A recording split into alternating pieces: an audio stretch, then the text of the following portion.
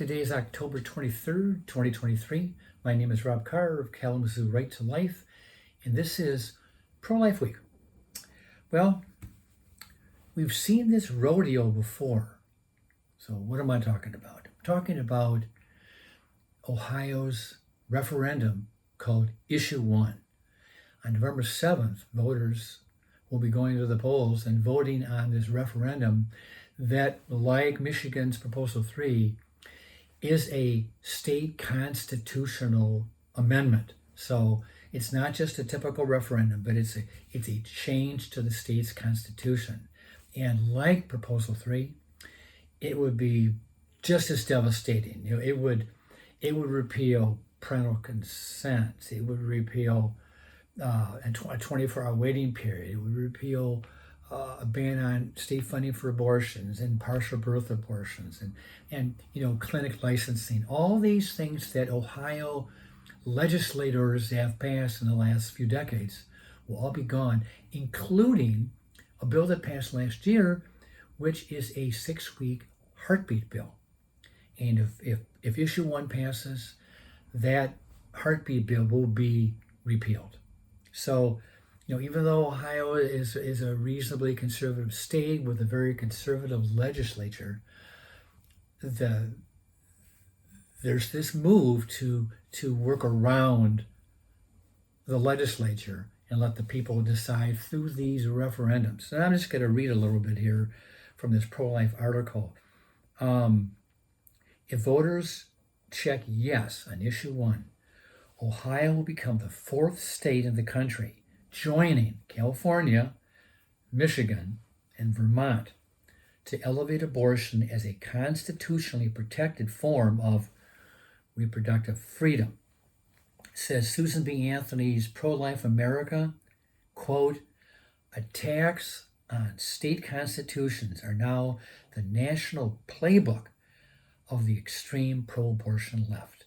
And after the Dobbs decision and as they moved toward the midterms last November, there were pro-abortion issues on the ballot, and they all passed in November. They all did. Kansas, Kentucky, Montana, and Ohio had all had issues, and they all went in the pro-abortion favor.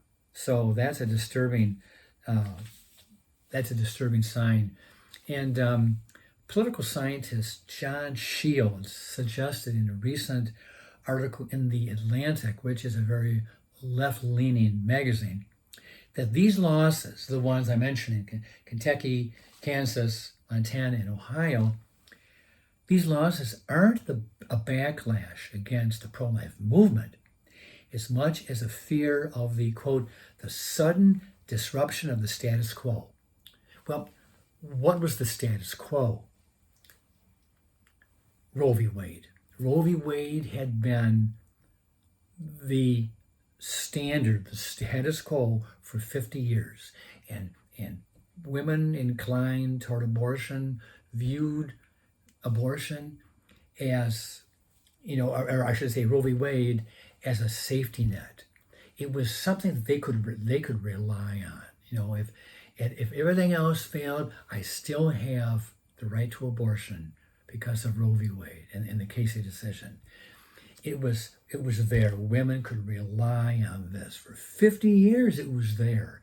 And then last summer, the Supreme Court pulled it away and they lost that right. So there was a backlash against the Dobbs decision. And women, some women, not all women, but some women felt, I've lost my rights.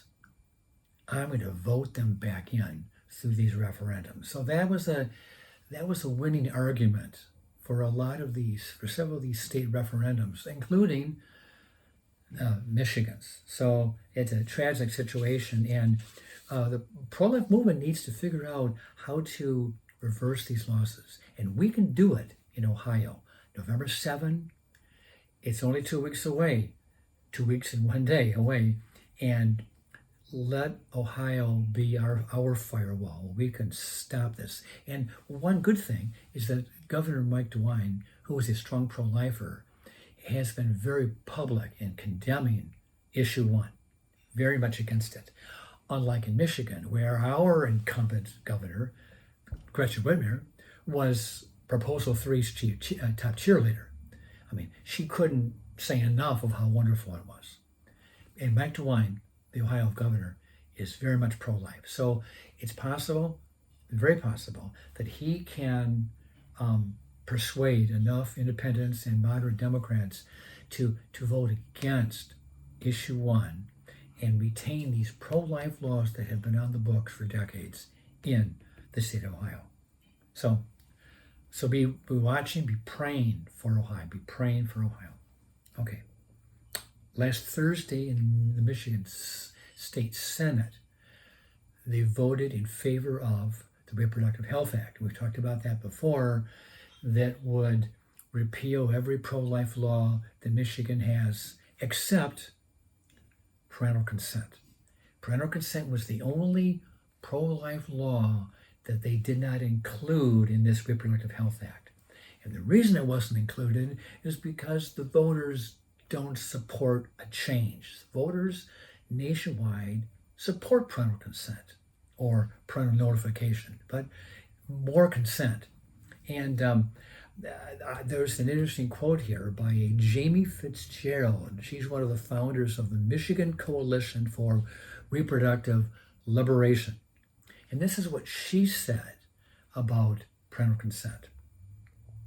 Quote, "We unfortunately just need a little bit more time to do some more education with folks, both legislators and, frankly, some of our constituents too."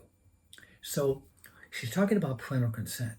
You know, they realized, or they understood, that they had to pull that out of the Reproductive Health Act because that was going to be an anvil that could maybe drag down this bill completely and it would fail.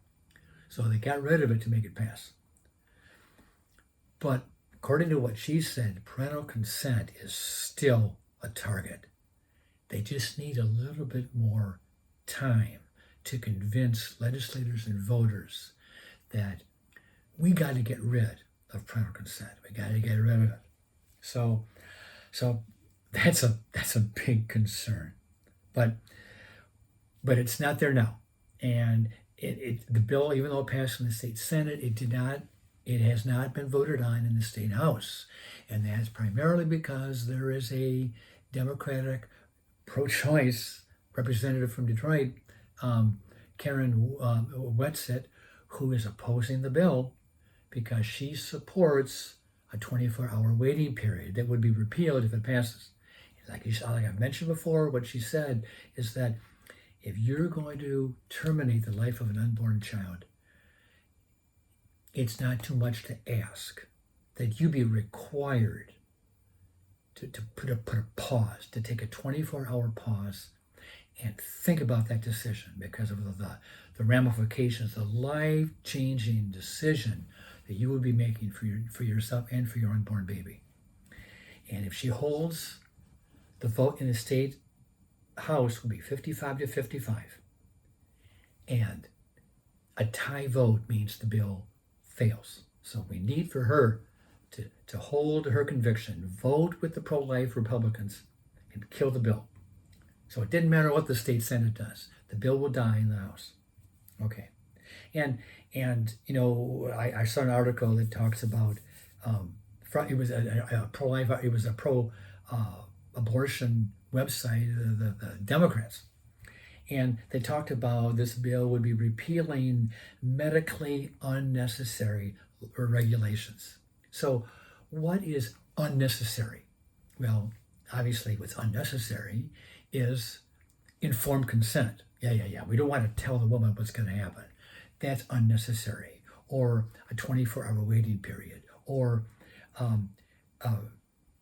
if a boyfriend or a spouse has abused and raped you and coerced you into having an abortion, well, that is an unnecessary regulation to prosecute the person who coerced you into having an abortion. Can't have that.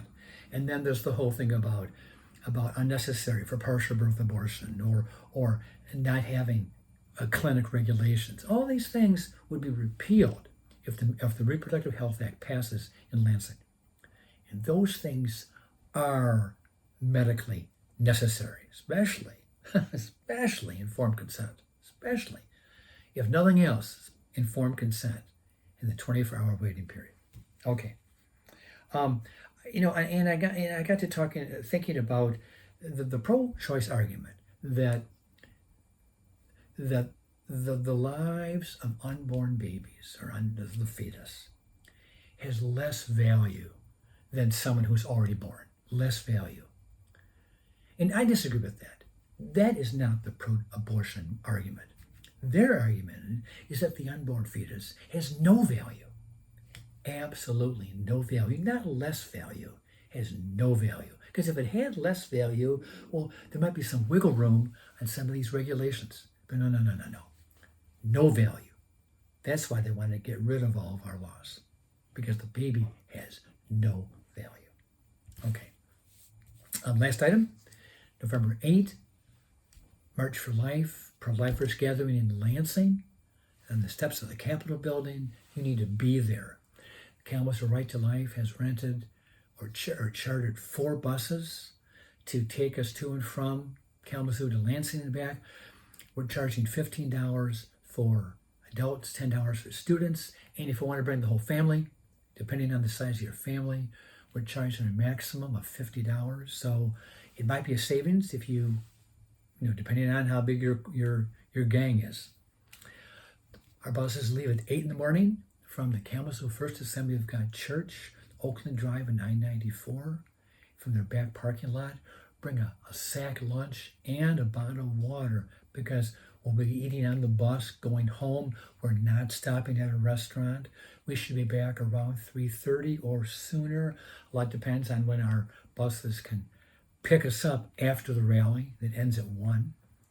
So please, if you're considering going to our March for Life, November 8th, the day after that vote in Ohio, November 8th, go to our website, kazoortl.org, and right there right below the picture of the baby, you'll see some words that say get a seat, save a seat. Click that. You can sign up for the rally and pay for your seat, your ticket, so to speak, with a credit card right there on the website. Please consider doing this. This is important. We need to show the governor and the pro-abortion legislators in Lansing that we have not surrendered. We are still committed to saving the lives of the unborn child. Please consider. Go to the website, kazoortl.org. With that, I'll let you go. I'll see you next time.